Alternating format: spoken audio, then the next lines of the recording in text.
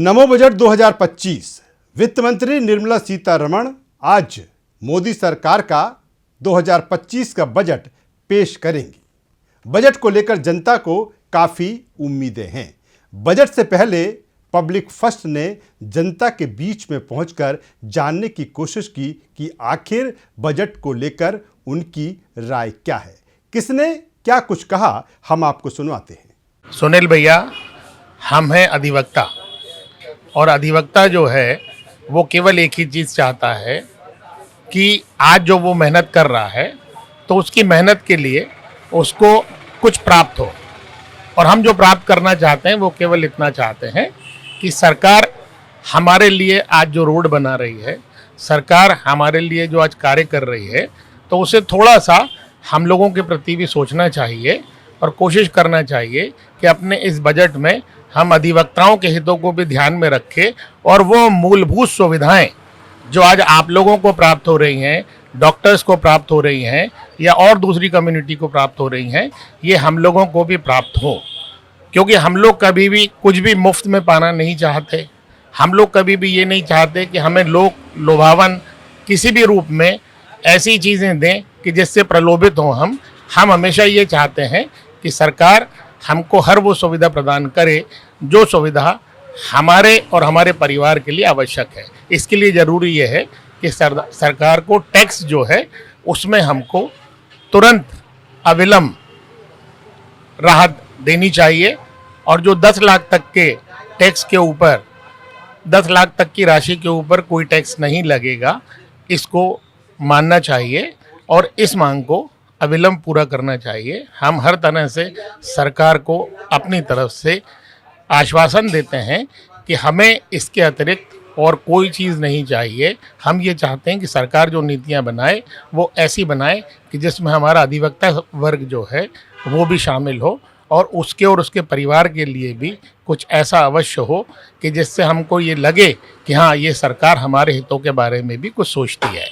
देखिए, जैसा कि आप देख रहे हैं कि अभी दिल्ली में चुनाव है, फिर थोड़े समय बाद आगे चुनाव है, और इस चुनाव के लिए जो लोग लुभावन वादे निरंतर होते हैं उससे बहुत बड़ा वर्ग जो है वो वंचित रह जाता है और केवल वोटर्स पर ध्यान दिया जाता है।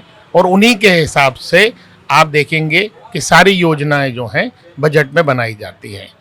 तो मैं ये चाहता हूं कि इन योजनाओं में उनको भी शामिल किया जाए कि जो निस्वार्थ भाव से सरकार को टैक्स देते हैं, जो सरकार से कुछ उम्मीद नहीं करते लेकिन निरंतर सरकार को अपनी तरफ से टैक्स के रूप में कुछ ना कुछ देते हैं। सरकार उनके बारे में भी सोचे, उनके परिवार के बारे में भी सोचे और इस बजट में ऐसा कुछ जरूर करे कि मध्यम वर्ग जो है वो भी ये महसूस करे कि हाँ, ये सरकार जो हमने चुनी है ये हमारी सरकार है और ये मध्यम वर्ग के बारे में भी सोचती है।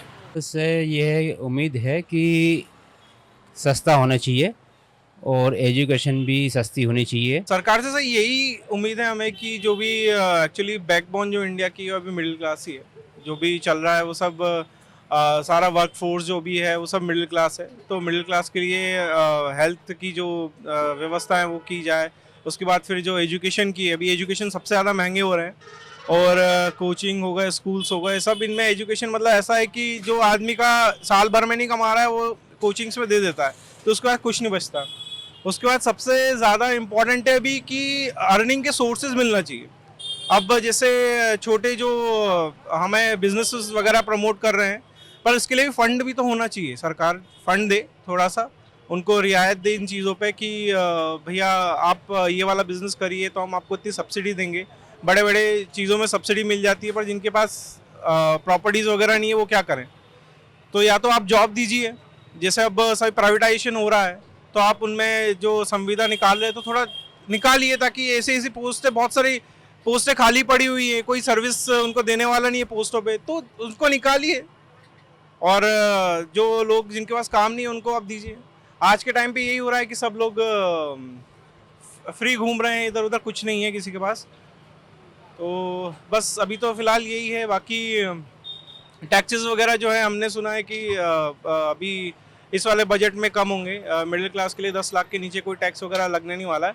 बट इतना सीटीसी भी तो हो, लोगों के पास इतना अर्निंग भी हो साल भर का। इतना तो मतलब अभी हम खुद से मैं खुद जॉब करता हूँ, मैं टैक्स स्लैब में नहीं हूँ, तो मुझे उसका कोई फ़ायदा नहीं मिलेगा। आपको जो छोटी छोटी चीज़ें इन पे टैक्स कम करनी चाहिए, जैसे खाना हो गया या फिर कोई भी सर्विस हो गया, इन पे आप टैक्स कम कीजिए। लोन के रेट्स अभी बहुत ज़्यादा हो रहे हैं, लोन के रेट्स कम करनी चाहिए। अपने जो भी अभी इकोनॉमी चल रही है वो लोन बेसिस इकोनॉमी चल रही है, तो ये चीज़ सोचनी चाहिए सरकार को कि आदमी के पास पैसा कैसे है और कैसे बचाए, ताकि वो अगर कुछ भी लेना हो तो उसको बैंक के पास या फिर कहीं और जाए नहीं, वो एटलीस्ट मार्केट में खर्चा करे। सरकार से तो हम एक ही चीज़ चाहते हैं कि सरकार मिडिल क्लास वालों को भी थोड़ा सा देखे, है ना, उनके लिए भी कुछ करे। उनसे आप टैक्स ज़्यादा वो करते हो, थोड़ा सा उनके लिए ध्यान रखे, मिडिल क्लास को फ़ायदा मिले, है ना। यही सब अच्छा चाहता हूँ कि बजट अच्छा लाए।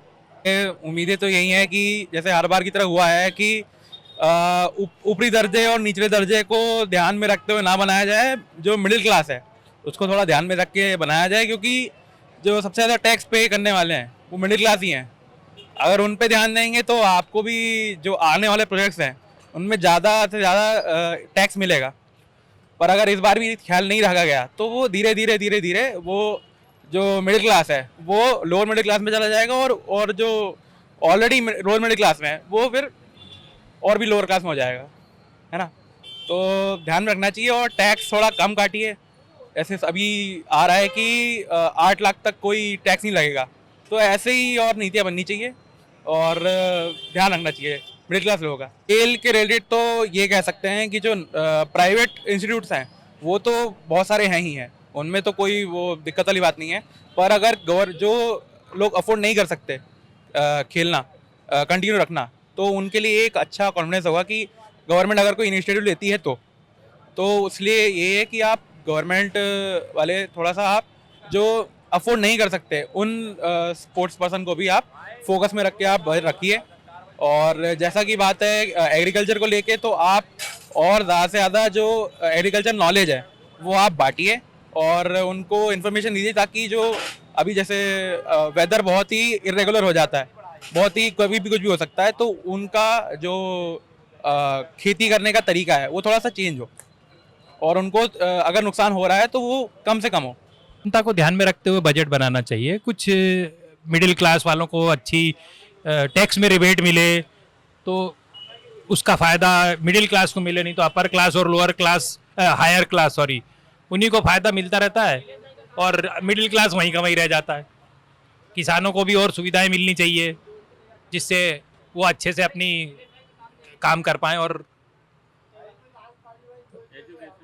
एजुकेशन तो बढ़िया है वैसे देश में, और बाकी उस पर भी सरकार सोच ही रही है कुछ ना कुछ, तो उसमें टैक्स में क्या कर सकते हैं।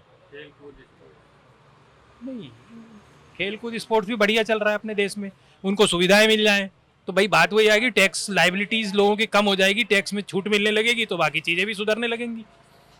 तो उस पर सरकार ध्यान दे, बाकी और तो ठीक है। अब सरकार जो कर रही है उसमें उम्मीद क्या लगाएं सरकार से। सरकार अपने हिसाब से सब बढ़िया ही कर रही है, उम्मीद लगाने से कुछ नहीं होता। उम्मीद लगाओ तो दुख होता है क्योंकि वो पूरी नहीं होती कभी। इससे ये उम्मीद है कि सस्ता होना चाहिए और एजुकेशन भी सस्ती होनी चाहिए, पढ़ाई लिखाई ये, और यही इतना और कुछ नहीं। सड़कें तो हैं अच्छी। सरकार से तो हम एक ही चीज़ चाहते हैं कि सरकार मिडिल क्लास वालों को भी थोड़ा सा देखे, है ना, उनके लिए भी कुछ करे। उनसे आप टैक्स ज़्यादा वो करते हो, थोड़ा सा उनके लिए ध्यान रखे, मिडिल क्लास को फ़ायदा मिले, है ना। यही सब अच्छा चाहता हूँ कि बजट अच्छा लाए। सरकार से सिर्फ उम्मीद यही है कि भाई सबको एक साथ लेके चले, ताकि आज जो देख रहा है स्थिति है ना कि गरीब गरीब होता जा रहा है, बड़े बड़े बनते जा रहे हैं, मिडिल क्लास बीच में अटका हुआ है, हर चीज़ पे टैक्स। आप एक चीज़ देखो, इनकम टैक्स, आदमी अगर एक सैलरी बेस्ड पर्सन है, इनकम में पहले टैक्स दे रहा है, यहाँ तक कि राशन ले रहा है उसमें भी टैक्स, हर चीज़ में टैक्स। बस मुर्दे बच्चे हैं उनके कफन में भी टैक्स लगा दो तो मरना भी चालू हो जाएगा फ्री। बिल्कुल सरकार से बहुत सारी उम्मीदें हैं हमें, हमारे स्टूडेंट को देख के, हमारे किसानों को देख के, हमारे जो नागरिक है, आम जनता है, सबको देख के हम सरकार से उम्मीद तो ये चाहते हैं कि बहुत सारी चीज़ें, महंगाई भी बढ़ रही है, बहुत सारी चीज़ें बढ़ रही हैं और आम नागरिक स्टूडेंट ये सब परेशान हो रहे हैं। क्योंकि खर्चे इतने बढ़ गए हैं, हद से ज़्यादा बढ़ गए हैं। कॉलेज वाले जैसे प्राइवेट कोचिंग हो गई, संस्थान हो गए हैं, खूब ज़्यादा पैसा ले रहे हैं। और हमारे स्टूडेंट जो हैं, गरीब परिवार के बच्चे हैं, वो अपनी फ़ीस वगैरह भी नहीं दे पा रहे हैं। जैसे किसान हैं, अब किसान अपना अनाज बोता तो है, लेकिन उसको बेचने के लिए कितनी दिक्कतें आ रही हैं, कितनी समस्याएं आ रही हैं। और तो हम तो ये चाहते हैं कि जैसे पेट्रोल डीजल के भाव भी बढ़ते जा रहे हैं, और हमारे कुछ खाने पीने का सामान हो गया, उनकी भी चीज़ें, उनके भी भाव बढ़ते जा रहे हैं। थोड़ा सा गवर्नमेंट को सोचना चाहिए इस चीज़ के बारे में। बस हमारी तो यही उम्मीदें हैं गवर्नमेंट से कि जो खर्चे बढ़ रहे हैं, जो आमदनी ये हो नहीं रही है, इन चीज़ों को ध्यान में रखते हुए हमारा बजट पेश करें। तो उम्मीद करता हूँ कि जो पेट्रोल और डीजल पे इतना टैक्स लग रहा है वो जीएसटी के दायरे में आए, ताकि उससे इतनी महंगाई बढ़ी हुई है, ट्रांसपोर्टेशन सब में सब कुछ सस्ता हो जाएगा। जो पेट्रोल और डीजल है उसे जीएसटी में आना ही चाहिए, और जो इनकम टैक्स का स्लैब है उसे भी बढ़ाना चाहिए। और जो बहुत सारी चीज़ें, और रेस्टोरेंट, एसी रेस्टोरेंट का जो जीएसटी टैक्स लगा हुआ है वो भी कम होना चाहिए, क्योंकि परिवार के साथ यदि आप बाहर खाना खाने जाते हैं तो उसमें भी इतना टैक्स देना पड़ता है, ऐसा लगता है कि एक व्यक्ति और साथ में अपने खाना खा रहा है। देखिए, जो भी बजट हर बार आता है, कहीं ना कहीं अब मुझे ये लग रहा है कि ये वाला जो बजट आने वाला है इस पे काफ़ी बदलाव होगा। जैसे कि मान लीजिए अब रोज़गार की बात की जाए, रोज़गार को लेके नौजवान जितने युवाओं के लिए, किसानों के लिए तो ये सरकार बहुत ही अच्छा काम कर रही है। जो 2014 से पहले सरकार जो नहीं कर पाई है वो ये सरकार ने करके दिखा दिया गरीबों के लिए, किसानों के लिए। और रही बात रोज़गार की, तो देखिए माननीय प्रधानमंत्री जी हमेशा जितने लोग हैं, युवा हुए, किसान हुए, इन सब को लेके साथ में चलने की बात करते हैं, और जो उन्होंने दिखाया भी। अब किसान की बात कर लीजिए, किसानों के अकाउंट में 2-2 हज़ार रुपये हर महीना जा रहा है। बजट में आपकी उम्मीद क्या है? देखिए, इस बजट में उम्मीद ये है कि सरकार के जो भी कार्यकाल में जो इस सरकार नहीं पूरा कर पाई, इस बजट में वो पूरा करने की कोशिश में पूरा होगा, उम्मीद भी है। और सरकार इस चीज़ के लिए आगे सोच भी रही है।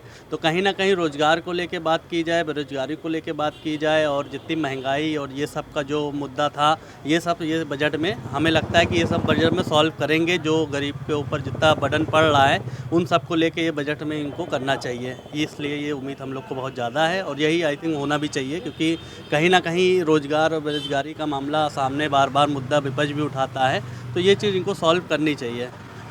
और आएगा कि ये वाला मुद्दा भी ख़त्म हो जाएगा, विपक्ष के पास कोई मुद्दा नहीं रह जाएगा।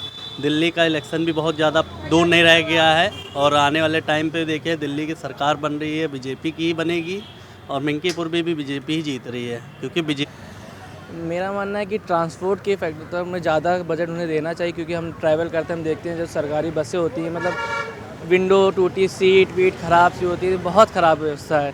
तो ट्रांसपोर्ट में उन्हें ज़्यादा ध्यान देना चाहिए, और यही है ट्रैवलिंग वाली चीज़ों में ज़्यादा, और कोचिंग्स में जितनी भी। ट्रांसपोर्ट को लेकर हमने बात की, रेलवे का बजट पेश हो रहा है, हाँ, उसका भी क्या राय है? रेलवे की देखिए कुछ ही ट्रेनें हैं जो बहुत, मतलब जिनके टिकट्स बहुत ज़्यादा हाई फाई, वही ठीक है। बाकी जितनी भी पैसेंजर्स ट्रेनें हैं, कुछ उनमें कोई फैसिलिटी है ही नहीं है, ना वॉशरूम है सही, ना पानी आता है, ना कुछ सीटें नहीं सही है।